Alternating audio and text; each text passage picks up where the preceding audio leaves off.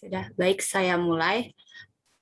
Assalamualaikum warahmatullahi wabarakatuh. Selamat pagi Bu Rahmi dan teman-teman semuanya. Kami dari kelompok 3 akan membahas materi mengenai many paths to theory, the creative process in the information science. Next. Kelompok 3 sendiri beranggotakan Adinda Hanan, Adinda Wilhelmina, Farah Alivia, Farah Nabilah, M. Abdul Hanan, Namira Anggun Prasasti, Ragil Arazif, dan Regan Canga. Next. Oke, pada bagian ini akan dijelaskan oleh Adinda Hanan. Adinda Hanan dipersilahkan. Baik, terima kasih Adinda Wilhelmina. Jadi dari bahan presentasi kali ini kita berdasarkan bahan bacaan dari Many Paths to Theory, The Creative Process in the Information Science atau proses kreatif dalam ilmu informasi. Pada dasarnya, proses kreatif tidak dapat diprediksi karena suatu kreativitas ini muncul dengan sendirinya. Maka dari itu, seseorang dapat mengembangkan keterampilan yang secara beriringan juga akan meningkatkan kreativitas tersebut. Dan dari kreativitas itu nantinya akan muncul kemungkinan untuk menghasilkan ide-ide yang bermanfaat. Nah, pada presentasi kali ini nantinya akan dipaparkan beberapa hal mengenai berbagai proses kreatif dalam ilmu informasi dan ide-ide penelitian yang bertujuan untuk menghasilkan kemajuan lebih lanjut dalam ilmu informasi. Nah, pada bagian satu ini mengenai being open to and using ideas.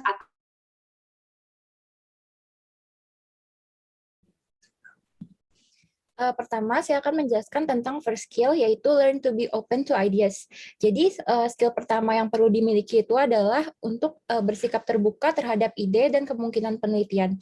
Kenapa sih skill ini penting? Jadi, skill ini penting karena pada tahap awal penelitian, banyak penulis yang berhenti atau gagal sebelum mereka itu benar-benar memulai penelitian mereka karena mereka itu tidak terbuka terhadap ide. Nah, hal ini itu berkaitan dengan konsep psikologis Sigmund Freud tentang id, ego, dan superego dalam pikiran manusia. Next. Nah, sekarang saya akan menjelaskan terlebih dahulu mengenai konsep psikologi Sigmund Freud tentang id, ego, dan superego dalam pikiran manusia.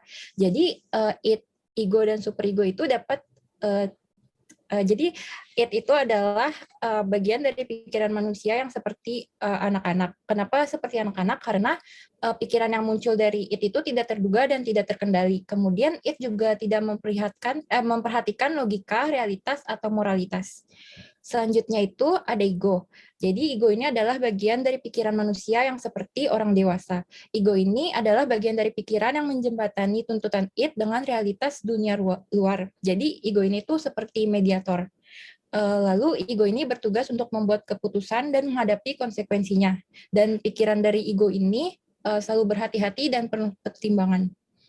Yang terakhir adalah superego. Superego ini adalah bagian dari pikiran manusia yang seperti orang tua. Kenapa disebut seperti orang tua? Karena superego ini dapat membedakan yang benar dan yang salah dan selalu mengingatkan manusia untuk melakukan hal yang benar. Superego ini juga mewakili gambaran ideal dan standar moral di dalam masyarakat, dan superego ini selalu menuntun manusia untuk mengikuti aturan sosial dan perintah agama. Nah, jadi dari ketiga bagian dalam pikiran ini akan bekerja sama karena ego dan superego itu akan mengatur pemenuhan id berdasarkan aturan-aturan di dalam masyarakat. Next. Kemudian saya akan menjelaskan hubungan dari id, ego, dan superego dengan penelitian. Idealnya, ketika seseorang melakukan penelitian, id itu akan menghasilkan ide, ego akan mengelola ide-ide secara produktif, dan superego itu akan memastikan bahwa penelitian dilakukan dan dilaporkan secara etis. Tapi sayangnya superego ini sering menekan produksi ide dari id, karena ketika seseorang tumbuh dari masa anak-anak ke dewasa, mereka itu biasanya menyingkirkan hal-hal yang kekanak-kanakan. Tapi jika ide dari id ini tidak dibiarkan masuk ke dalam ego, maka pemikiran kreatif itu tidak akan ada dan hasil kerjanya itu akan mudah diprediksi dan juga membosankan. Nah, jadi gimana sih cara agar bisa memasukkan ide dari id? Jadi untuk memasukkan ide-ide dari id itu, kita harus percaya bahwa kita bisa menangani atau mengolah ide-ide tersebut menjadi ide yang bisa diterima oleh masyarakat atau dunia luar. Kemudian selain itu, hal yang perlu diingat adalah bahwa kreativitas itu membutuhkan kelimpahan ide. Maksud dari kelimpahan ide itu adalah, jadi di buku ini dijelaskan bahwa seseorang itu perlu memiliki banyak ide untuk menghasilkan beberapa ide yang benar-benar bisa dikonsentrasikan. Jadi kalau misalnya ada ide yang tidak berhasil, masih ada banyak ide lain yang bisa kita fokuskan. Selanjutnya akan dijelaskan oleh rekan saya, Regan Changa. Baik, terima kasih Kak Alivia. Selanjutnya saya akan menjelaskan mengenai second skill, yaitu draw on variety of research tradition. Selanjutnya. Nah, pada skill kedua ini merupakan skill yang harus dimiliki, yaitu menggabungkan beberapa teknik penelitian dari berbagai disiplin ilmu pengetahuan. Dalam proses penelitian, seharusnya menjadi waktu untuk melihat, menindaklanjuti atas ketertarikan dari disiplin ilmu lain. Dalam penelitian diperlukan pengambilan khusus terhadap ilmu-ilmu yang setidaknya sedikit relevan dengan ilmu yang kita miliki. Dengan begitu, kita dapat memiliki teori atau konsep baru yang tidak hanya untuk dipelajari, akan tetapi diaplikasikan dan dikombinasikan dengan cara baru yang kreatif dengan pengetahuan yang sudah kita miliki. Next slide. Nah, each specialty and discipline necessarily brings a whole set of assumptions and established knowledge within it. These are the paradigm that we hear so much about, which we are particularly important in social science. Dijelaskan oleh Kuhn tahun 2012 bahwa paradigma yang kita pelajari itu merupakan hasil dari sebuah disiplin ilmu. Nah, ketika kita dihadapkan dari beberapa paradigma yang berbeda dalam pembelajaran kita mungkin akan melihat inkonsistensi atau konflik penting di antara ide-ide tersebut. Memikirkan konflik-konflik ini dapat menunjukkan pertanyaan baru yang tidak hanya ditangani oleh kedua paradigma. Kita juga bisa menjadi sinergi atau pendekatan berbeda di antara dua paradigma tersebut dari disiplin ilmu yang kita pelajari. Bukan hal aneh bagi dua disiplin untuk membahas topik yang pada dasarnya sama, akan tetapi dengan perspektif yang berbeda. Dan seringkali tanpa disadari bahwa disiplin lain memiliki garis panjang penelitian tentang pertanyaan yang sama. Wawasan tentang taktik dan strategi untuk mempromosikan pencarian yang efektif memberikan kerangka pemikiran tentang langkah-langkah untuk meningkatkan pencarian. Begitu kita memiliki ide untuk melakukan penelitian, maka kita bisa menjelajah dan mencari dengan informasi yang kita miliki. Sebagaimana sebuah penelitian menyebutkan, pengetahuan dasar seseorang mempengaruhi cara dia dalam mencari dan seberapa dalam informasi yang dia temukan. Kita juga memiliki banyak taktik yang bisa kita lakukan berdasarkan dari ilmu-ilmu yang sudah kita pelajari. Selanjutnya akan dijelaskan oleh Adinda Hanan. Baik, selanjutnya merupakan third skill, read deeply, not just widely, yang artinya ini membaca secara mendalam, bukan secara luas. Nah, maksud dari kata-kata ini ialah kita harus membaca segala sesuatu sampai akarnya, karena ketika kita mendalami bacaan kita, walau hanya satu bacaan, itu akan lebih lama kita ingat dan akan lebih kita pahami dibandingkan dengan membaca sebanyak mungkin tetapi tidak didalami dan tidak dipahami mengenai apa inti dari banyaknya bacaan yang telah dibaca. Next. Nah, membiasakan diri kita dengan melakukan tradisi penelitian di beberapa bidang dapat menghasilkan gagasan dan pendekatan baru yang produktif. Namun, melakukan penelitian di bidang lain selain bidang yang kita kuasai, kita harus benar-benar meluangkan waktu untuk memahami apa yang telah kita baca. Nah, salah satu hal yang dapat membuat pertemuan antar disiplin ilmu produktif ini adalah mengambil pendekatan yang berbeda untuk pertanyaan yang sama. Karena dengan melakukan pendekatan yang berbeda, kita dapat mengetahui lebih detail lagi atas pertanyaan yang telah dibuat. Nah, dalam melakukan sekedar mengganti kosakata baru. Hal ini berada pada tingkat yang lebih dalam lagi dari sekedar kosakata. Singkatnya, ketika kita ingin mempelajari pendekatan baru yang berbeda dari bidang yang kita kuasai, kita harus memahami betul pendekatan itu sepenuhnya. Kalau bisa dilihat dari perspektif filosofis yang mendasari bidang tersebut. Next.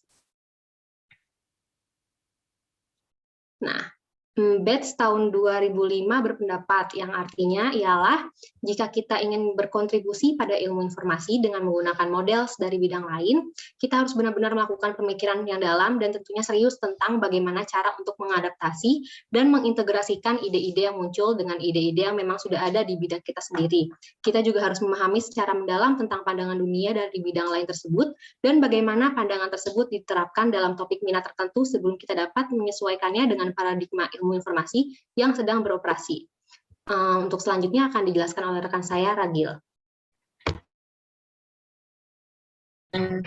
Baik, selanjutnya adalah mengenai skill keempat, yaitu relate your work appropriately to that of others.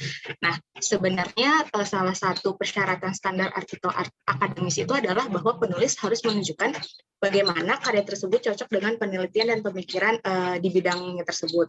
Nah, biasanya dalam artikel itu kan akan ada bab mengenai tinjauan pustaka. Nah, biasanya dalam tinjauan pustaka ini akan mengandung bagian yang menjelaskan tentang penelitian, mengkontekstualisasikan penelitian, bahwa pembaca ini bisa tahu apakah karya yang kita tulis itu pas nggak sama di lapangannya. Kemudian menunjukkan bahwa peneliti ini bekerja dalam area yang diteliti, dan peneliti ini itu tidak menemukan hal-hal yang sebelumnya sudah ditemukan dalam penelitian sebelumnya. Kemudian yang ketiga adalah memberikan pengakuan terhadap penelitian sebelumnya. Dan yang keempat adalah bahwa peneliti ini mengklaim wilayah barunya sendiri mengenai penelitian yang telah dia kerjakan.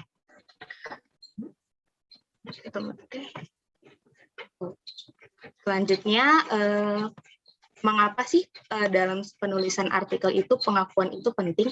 Karena biasanya pengakuan itu penting untuk menunjukkan bahwa tanda kesuksesan bahwa peneliti ini itu menguasai bidang-bidang yang diteliti oleh si penulis ini. Dan biasanya bentuk dari pengakuan ini tuh publikasi karyanya itu ada di mana-mana, terus di tempatnya baik.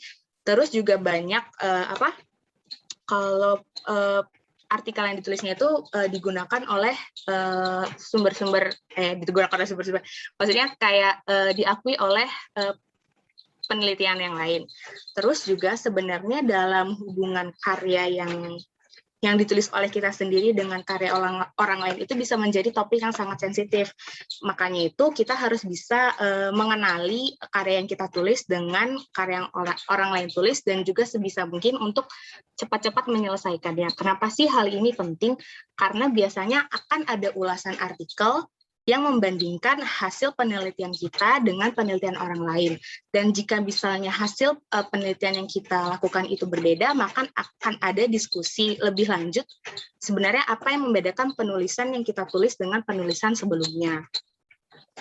Bates pun juga pernah mengalami hal demikian, bahwa yang dia tulis ini ada beberapa karya. Jadi Bates ini pernah mengulas beberapa artikel, menunjuk kayak dia ditunjuk sebagai orang untuk mengulas sebuah artikel.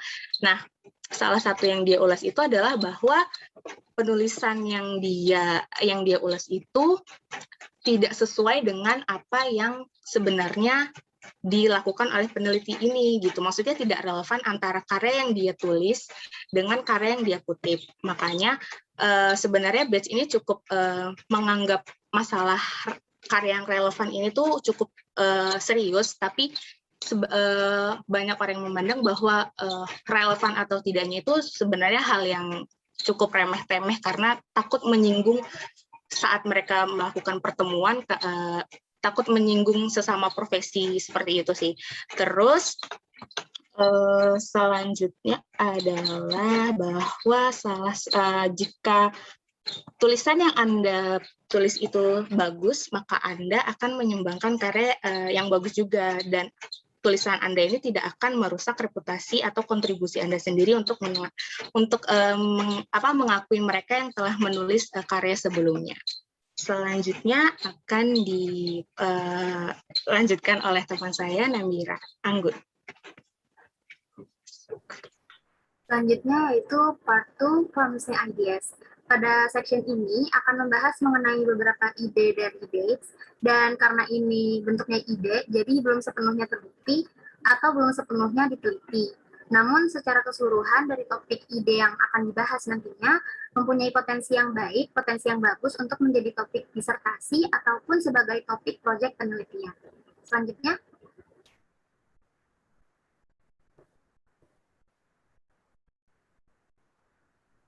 next.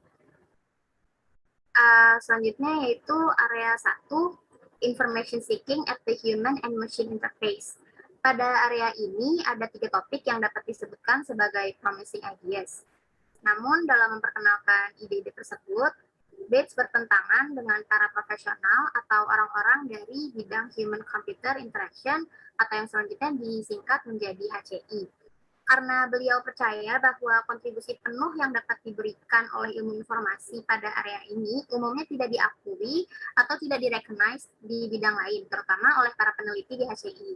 Banyak peneliti dari HCI memiliki latar belakang pendidikan psikologi, dan ketika mereka menyampaikan mengenai interface komputer, peneliti tersebut menggunakan sudut pandang mereka sebagai seorang psikolog untuk menemukan prinsip-prinsip dasar mengenai psikologi manusia dalam melakukan pekerjaan yang menggunakan komputer. Dapat diasumsikan bahwa penemuan paling mendasar akan diaplikasikan di sebagian besar atau di seluruh area aplikasi. Pencarian informasi atau information seeking menggunakan komputer hanyalah pada satu area aplikasi. Dari sudut pandang tersebut, information seeking di komputer hanyalah area aplikasi tunggal. Maka dari itu, tidak menjadi kepentingan intrinsik bagi para peneliti HCI. Sedangkan dalam hal ini, Bates berargumen bahwa information seeking atau pencarian informasi merupakan area yang jauh lebih besar daripada yang umumnya dikenal, serta memiliki fitur penting dan khusus yang perlu dipahami, dan dirancang agar menghasilkan HCI terbaik dalam konteks information seeking atau pencarian informasi. Prinsip umum HCI saja tidak cukup untuk hasil yang optimal. Gregory Bateson pada tahun 1968 membuat perbedaan yang menarik antara apa yang dia sebut sebagai value seeking atau pencarian nilai dengan information seeking atau pencarian informasi. Dalam value seeking, seseorang memiliki ide dalam pikiran dan dari ide tersebut dikeluarkan untuk membentuk dunia yang mereka bentuk di pemikirannya itu, ide dari pemikirannya, sehingga menghasilkan suatu hasil yang sesuai dengan ide yang ada dalam pikiran mereka. Contoh, jika seseorang ingin sepiring nasi dengan telur dadar sebagai makan siangnya, maka seseorang melakukan hal-hal tertentu yang berkaitan dengan ayam, hal-hal tertentu di dunia yang berkaitan dengan ayam, padi, dan kompor, dengan hasil akhir sepiring nasi dan telur dadar. Di sisi lain, dalam information seeking, seseorang pergi ke dunia untuk menemukan hal-hal sehingga menciptakan ide dalam pikiran untuk mencocokkan atau mencerminkan apa yang ada di dunia. Jika kita pindah ke bagian dunia di mana nasi dan telur dadar tidak dapat ditemukan dan kita lapar, maka kita menghadapi jenis tantangan yang sangat berbeda dalam upaya kita untuk belajar tentang hal-hal yang mungkin dapat memuaskan rasa lapar kita. Selanjutnya,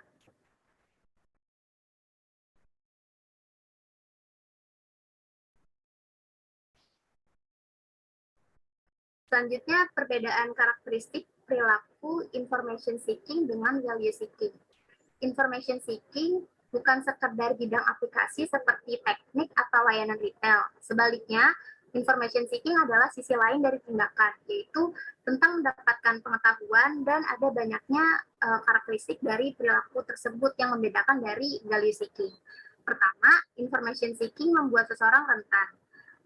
Menurut banyak definisi, informasi adalah kejutan. Tidak semua kejutan menyenangkan atau diinginkan. Oleh karena itu, si pencari atau the seeker membuka diri mereka terhadap risiko, sampai kepada potensi kebutuhan untuk mengatur ulang atau reorientasi hasil jerih payah ilmu yang telah didapat. Konsekuensi dari risiko ini di sepanjang perilaku kita sebut sebagai information seeking. Perilakunya berkisar dari menghindari informasi untuk secara aktif mencari kasus-kasus di mana hidup kita berada pada garis atau berada pada passion di mana passion kita terlibat dengan subjek yang menarik. Kedua, menurut definisi yaitu you are seeking something that you do not know, yang artinya Anda mencari sesuatu yang tidak Anda ketahui. Lalu bagaimana seseorang menemukan informasi yang dicari? Seluruh course di ilmu informasi itu sebenarnya dikhususkan untuk pertanyaan tersebut. Tidak hanya desain, klasifikasi, dan kosakata pengindeksan yang menjadi masalah, tetapi juga course tentang interaksi antara orang atau people dan informasi. Kita hanya mengetahui sedikit tentang apa yang dilakukan orang atau people terhadap pertanyaan mereka sendiri agar dapat dimengerti ke dalam sistem informasi atau dan oleh sang profesional informasi. Kecenderungan pada permasalahan course tentang orang atau people dan informasi ini memiliki konsekuensi besar untuk desain interface information seeking dalam suatu sistem informasi. pendekatan dengan asumsi bahwa penerapan pengetahuan umum HCI tanpa pemahaman tentang information seeking merupakan kinerja buruk dalam kualitas desain untuk proses utama manusia. Selanjutnya akan dijelaskan mengenai beberapa area HCI yang melibatkan information searching and retrieving atau mencari dan temu kembali informasi. Selanjutnya,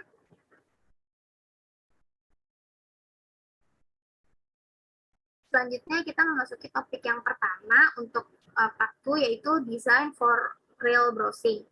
Kemampuan dalam sistem online terdiri dari dapat memindai halaman atau scanning halaman dengan bantuan fungsi scrolling. Dengan tindakan sistematis tersebut, tindakan pemindaian atas ke bawah, top to bottom atau kiri ke kanan, left to right, bukanlah tindakan menjelajah atau browsing. Bayangkan ketika kita sedang berada di suatu toko buku atau kios majalah atau sedang belanja di bazar. Mata kita ibarat panah di sekitar kita, melihat sekilas ke segala arah. Terdapat hal-hal yang menarik yang ditangkap mata kita. Jika ada sesuatu yang benar-benar menarik perhatian kita berhenti sejenak dan memerhatikannya dengan seksama. Lalu ada dua pilihan, yaitu antara kita memilih benda atau hal tersebut atau kita pindah ke hal lain atau ke tempat lain. Kita jarang sekali menelusuri buku atau barang-barang di suatu bazar secara sistematis, kemudian mempelajarinya satu persatu, lalu berpindah ke sebelahnya, dan begitu seterusnya. Menurut Bates, pada tahun 2007, mata kita bergerak cepat dalam menjelajah atau browsing, dan hal tersebut bukanlah tindakan memindai atau scanning. Selanjutnya, menurut Bates, penjelajahan atau browsing terdiri dari serangkaian 4 langkah yang diulang tanpa batas hingga akhir penjelajahan atau browsing. Yang pertama, yaitu melihat sekilas bidang penglihatan atau field of vision. Kedua, memilih atau mengambil sampel objek fisik atau informasi dalam bidang penglihatan. Yang ketiga, memeriksa objek. Keempat, memperoleh objek baik secara konseptual dan atau fisik, atau kita meninggalkan objek tersebut. Sebenarnya tidak semua elemen ini perlu dilakukan di setiap saat kita melakukan browsing. Meskipun beberapa pandangan sekilas itu sudah dipandang sebagai langkah minimum untuk membentuk suatu tindakan. Dengan demikian, desain untuk browsing secara sistem online tentu akan sangat berbeda dari kemampuan untuk scanning, memindai yang disediakan saat ini. Pertama, ukuran layar perlu cukup besar untuk memungkinkan mata kita melihat sekilas, memperhatikan satu bagian, kemudian ke bagian lain. Kedua, harus ada berbagai pilihan yang tersedia bagi pengguna, yaitu tersedia banyaknya pilihan, banyak pilihan yang harus tersedia di waktu yang sama pada layar. Icon yang tersebar di layar mewakili berbagai jenis kemampuan pencarian, dapat secara bersamaan menyajikan kepada pengguna beragam pilihan untuk mencari, seperti satu box pencarian dan ala Google, di mana kedua pencarian tersebut telah dilihat sebagai suatu hal penting untuk pencarian, di mana keduanya menjadi pendekatan termudah dan paling sederhana untuk dilakukan. Selanjutnya, topik 2 akan dibahas oleh rekan saya, Farah Nabilah. Terima kasih, Namira. Selanjutnya, saya akan menjelaskan mengenai topik kedua, yaitu Interface Design to Specific Searching, yaitu desain interface khusus untuk sistem pencarian. Nah, menurut Bates tahun 2002 dalam artikel The Cascade of Interactions in the Digital Library Interface, sebenarnya ada banyak lapisan desain yang dibutuhkan di belakang maupun di depan desain interface yang berujung pada keharusan desain interface yang harus ditampilkan. Nah, informasi itu sendiri mencakup yaitu berupa isinya, strukturnya, medianya, jenis pengindeksan, dan metadatanya. Dan itu dapat mempengaruhi bagaimana seorang dapat menemukan hasil yang terbaik dalam melakukan pencarian. Nah, makanya Bates itu saat mendesain untuk desain interface sistem pencarian, seseorang harus mendesain sampai ke konten sebenarnya itu sendiri. Contohnya kayak misalkan kayak kita mau membuat suatu sistem pencarian, itu harus mengenali dan memahami konten-konten dan isi sebenarnya dalam konten tersebut agar berbagai subjek dan metadatanya itu dapat dicari oleh pengguna lebih baik lagi. Nah, seperti yang kita lihat, makanya dalam batch ini mengatakan kemampuan untuk mengoptimalkan pencarian informasi, semua lapisan desain yang berbeda ini perlu dikenali, dipahami, dan dirancang dalam desain interface agar tetap terasa sederhana dan alami bagi pengguna akhirnya. Dan ini juga merupakan standar tinggi dalam melakukan desain interface dikarenakan banyak sekali kesalahan-kesalahan yang terjadi, bahwa jika seperti yang kita lihat biasanya kalau kita ingin mencari suatu kebutuhan informasi, pastinya banyak kebutuhan yang belum sesuai dengan apa yang kita butuhkan gitu. Jadinya batch ini berpendapat dan beride bahwa sistem pencarian itu harus didesain sedemikian rupa agar memudahkan kebutuhan informasi. Next.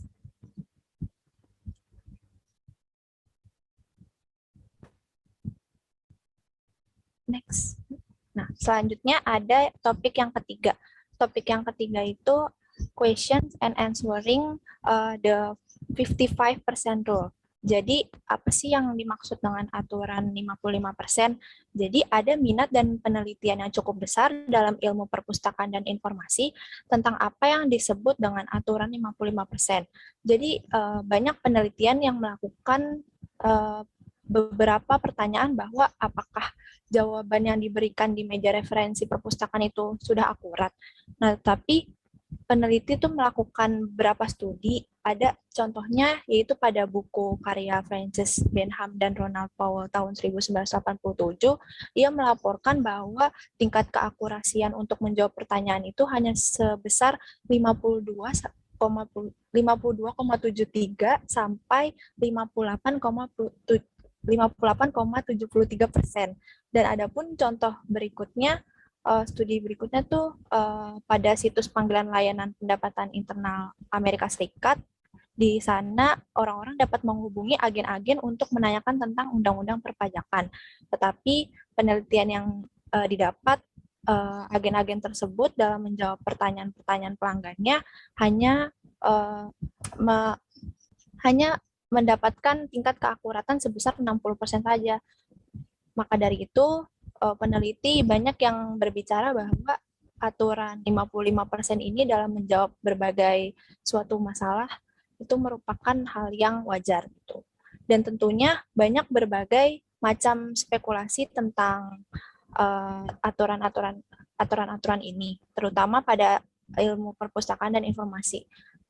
Pada dasarnya banyak anggapan bahwa perpustakaan yang lebih kecil dengan koleksi referensi yang sangat minim dan staf-staf juga yang tidak memadai, itu tingkat keakuratan untuk menjawab kebutuhan penggunanya itu lebih sedikit dibanding dengan perpustakaan yang lebih besar. Perpustakaan yang lebih besar dengan koleksi yang lebih banyak dan staf-staf yang lebih profesional itu dapat menjawab pertanyaan lebih akurat. Tetapi menurut Bates itu sebenarnya bukan masalah yang disebabkan untuk aturan 55% ini, tetapi masalahnya itu muncul karena komunikasi antar manusia itu sendiri. Menurut Bates, ia pun berhipotesis bahwa masalah ini tuh terjadi karena interaksi antar pustakawan dan penanyanya itu sendiri, sehingga ia pun beranggapan bahwa tingkat kesalahannya itu tinggi dikarenakan bagi penanya, pustakawan itu tidak praktis dalam menjawab pertanyaan-pertanyaan dan tidak melakukan penelitian atau penyelidikan lebih lanjut apakah pengguna itu benar-benar memahami kebutuhan apa yang kita inginkan. Seperti contohnya, jika kita pergi ke perpustakaan, kita pun bertanya, pastinya pustakawan banyak yang hanya menjawab pertanyaan-pertanyaan umum seperti tidak menjelaskan apa yang benar-benar kita ingin cari gitu. Dan pustakawan juga tidak memastikan kembali apakah kita tuh benar-benar paham atau tidak gitu. Maka dari itu, Bates berharap agar dalam meningkatkan tingkat keberhasilan pustakawan, pustakawan senantiasa dapat melakukan komunikasi ataupun interaksi lebih lanjut dalam menjawab pertanyaan-pertanyaan yang dilontarkan. dilontarkan oleh pengguna. Walaupun jawaban yang diberikan itu tidak selamanya akurat, tetapi pustakawan sudah berusaha untuk dapat memberikan referensi yang lebih relevan dan dapat dipahami oleh penggunanya. Oke, selanjutnya akan dibahas oleh teman saya yaitu Adinda Wilhelmina. Terima kasih. Baik, terima kasih Farah. Selanjutnya saya akan menjelaskan area 2, yaitu Information Organization Event Indexing. Pengindeksan umumnya digambarkan sebagai upaya untuk mengidentifikasi dan menandai subjek dokumen. Subjek-subjek tersebut secara implisit adalah topik-topik yang dicakup atau dibahas dalam dokumen tersebut. Pada bagian ini membahas mengenai dua pengindeksan, yaitu pengindeksan topik dan pengindeksan peristiwa. Yang pertama yaitu pengindeksan topik. Pengindeksan topik bersifat eksposisi, yaitu menguraikan dan menjelaskan topik yang dibahas dalam dokumen. Pada pengindeksan topik akan menangani dokumen atau bagian dokumen yang dikhususkan untuk menguraikan topik tersebut. Sebagian besar, teks melibatkan deskripsi dan penjelasan. Jika teks cukup koheren, bisa dipertimbangkan untuk membahas satu atau lebih topik tertentu.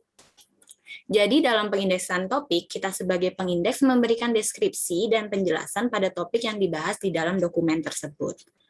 Selanjutnya yang kedua yaitu pengindeksan peristiwa. Nah, pengindeksan peristiwa ini bersifat narasi, di mana narasi merupakan penceritaan semacam cerita dalam kurun waktu. Nah, narasi menggambarkan sebuah situasi, di mana situasi merupakan kondisi yang kompleks, keadaan, peristiwa, atau seseorang yang ada pada suatu titik waktu. Dalam konteks situasi, satu atau lebih peristiwa dapat terjadi. Sebuah peristiwa adalah kejadian dan keadaan yang mengubah satu kondisi ke kondisi lain dalam jangka waktu yang sangat singkat. Dalam melakukan pengindeksan peristiwa, pengindeks memberikan kode untuk nama peristiwa yang terjadi, dan selanjutnya memberikan penjelasan berdasarkan 5W1H. Untuk mempersingkat pemahaman mengenai perbedaan antara pengindeksan topik dan pengindeksan peristiwa dapat dilihat melalui tabel berikut ini. Di sini pengindeksan topik itu bercirikan eksposisi, topik, dan menjelaskan topik yang dibahas. Selanjutnya untuk pengindeksan peristiwa bersifat naratif, situasi, dan peristiwa. Next. Nah, selanjutnya akan dibahas oleh rekan saya, Abdul.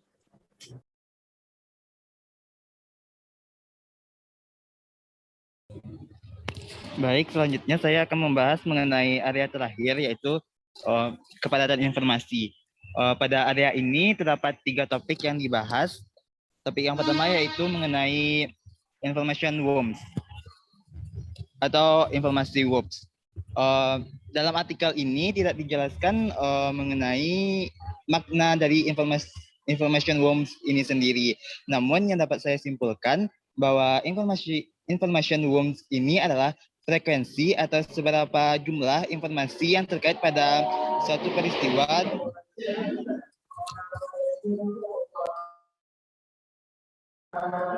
mohon maaf sedikit berisik.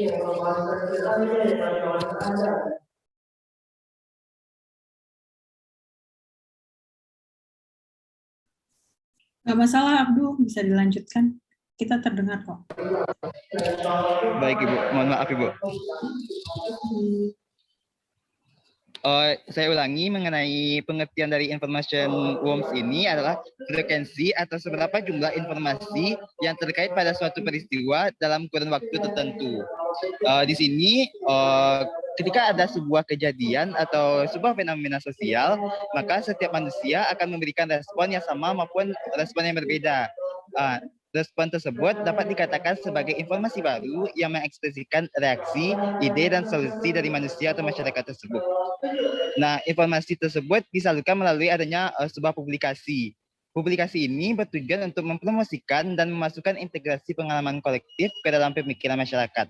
Jika reaksi atau respon dari masyarakat ini dilakukan secara lebih mendalam dan menyeluruh, maka dapat disalurkan melalui penerbitan buku, artikel, ataupun informasi tertulis lainnya. Nah, contoh sederhananya ini dapat dilihat melalui sebuah media sosial yaitu Twitter. Dalam aplikasi Twitter ini terdapat adanya fitur trending. Pada fitur trending ini menyajikan informasi atau topik apa yang paling banyak mendapat perhatian dari masyarakat pada hari tersebut. Jika reaksi atau respon dari masyarakat tersebut dilakukan secara lebih jika banyaknya tweet atau respon masyarakat terhadap sebuah fenomena, maka fenomena tersebut akan mempresentasikan kejadian pada hari itu. Nah, dari contoh Twitter tadi dapat disimpulkan bahwa masyarakat mencerminkan dampak peristiwa penting melalui sebuah publikasi. Semakin tinggi dampaknya, maka semakin banyak pula publikasi yang dihasilkan. Jumlah tulisan dan diskusi seputar peristiwa atau masalah tertentu sebanding dengan kepentingannya bagi masyarakat atau wacana sosial. Oleh karena ini, dibutuhkan sebuah ilmu yang berfokus pada pengukuran dan diskusi tentang jumlah informasi yang terkait dengan berbagai peristiwa atau fenomena sosial tersebut. Nah, untuk lebih jelasnya ada sebuah contoh lagi, misalnya pada suatu tahun terdapat 2 kejadian seperti pemilihan presiden dan adanya bencana alam nasional pada tahun yang sama. Namun setelah dihitung informasi tertulis seperti buku, artikel akan lebih banyak membahas mengenai isu pemilihan presiden daripada isu bencana alam nasional. Maka dapat disimpulkan bahwa pemilihan presiden tersebut lebih memiliki dampak yang besar bagi masyarakat. Nah, jadi gunanya information worms ini apa? Berdasarkan contoh tadi, information worms ini dapat digunakan oleh peneliti ataupun ilmuwan untuk mengetahui suatu kejadian apa yang terjadi pada suatu wilayah dan dalam kurun waktu tertentu, yang tentunya dapat dilihat dari adanya buku, artikel, atau informasi tertulis lainnya yang informasi tertulis lainnya apa yang paling banyak diterbitkan pada waktu tersebut. Next.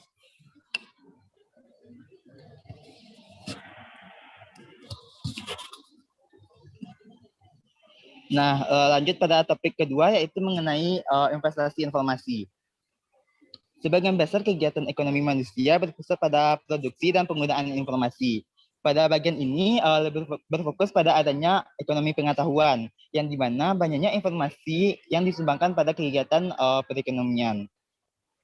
Nah, berikut ada fungsi produksi oleh COP12 untuk memperkirakan nilai tambah oleh layanan informasi. Berikut fungsinya, yaitu nilai barang dan jasa yang dijual dihitung sebagai produk dikali konstan nilai input yang berbeda, tenaga kerja, modal, dan sebagainya. Masing-masing dinaikkan ke kekuatannya yang berbeda atau eksponen.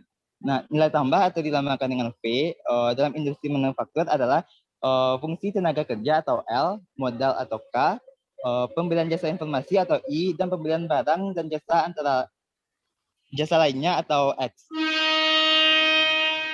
Jika pada bagian pertama tadi erat kaitannya dengan aspek-aspek sosial dan masyarakat yang menyangkut bagaimana respon masyarakat, pada bagian ini lebih berfokus pada adanya aspek ekonomi dalam bidang ilmu informasi itu sendiri. Dalam topik investasi informasi ini dikatakan sebuah industri itu dapat memiliki prospek yang bagus jika melakukan investasi informasi yang lebih banyak dari industri-industri lainnya.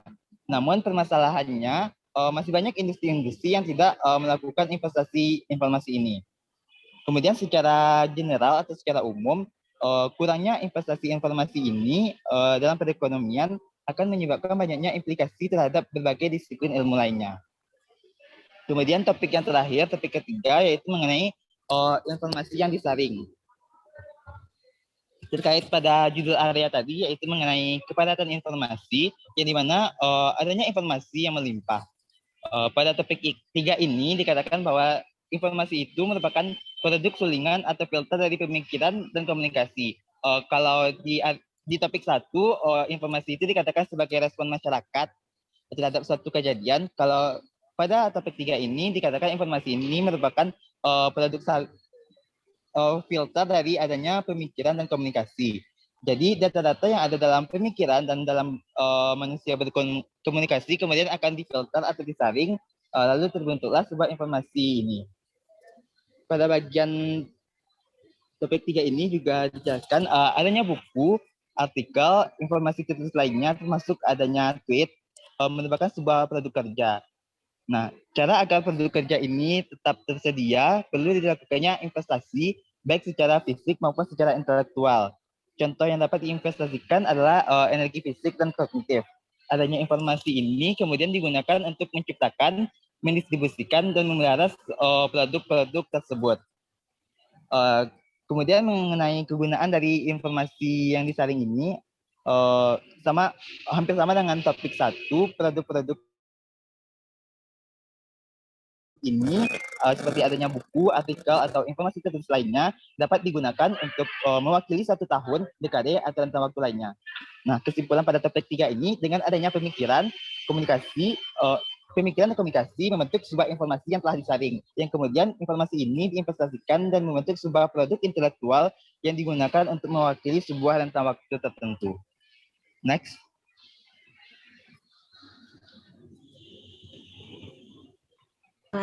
Baik, selanjutnya adalah mengenai kesimpulan. Jadi berdasarkan bahan bacaan dapat disimpulkan dalam ekonomi dan kehidupan sosial, informasi memiliki peran yang begitu integral dengan semua apa yang kita lakukan. Terkadang kita tidak melihatnya sama sekali dan menganggapnya sebagai hal yang biasa saja. Tapi dari peran informasi dalam kehidupan ekonomi dan sosial ini memiliki peran dan dampak yang besar dalam pemrosesan mental dan fisik serta pengorganisasian dalam kehidupan kita. Terima kasih. Baik, sekian presentasi dari kelompok kami. Kurang lebihnya mohon maaf. Kami membuka sesi pertanyaan. Untuk 3 penanya pertama, dipersilahkan dengan memberi. Ya. Erik, silakan bertanya.